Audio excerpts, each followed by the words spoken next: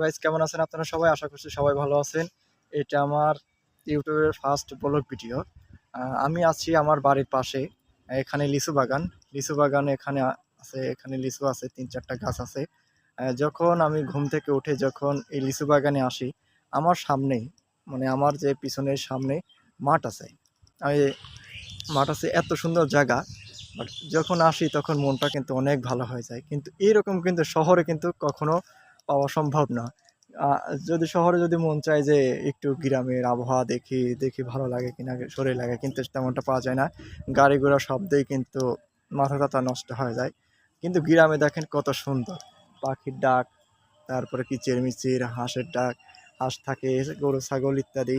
অনেক সুন্দর। গ্রামের মানুষগুলো অনেক ভালো, অনেক ভালো। শহরে সবাই কিন্তু ব্যস্ততা থাকে। বাট বলতে গেলে কারো সাথে মিশাই যায় না।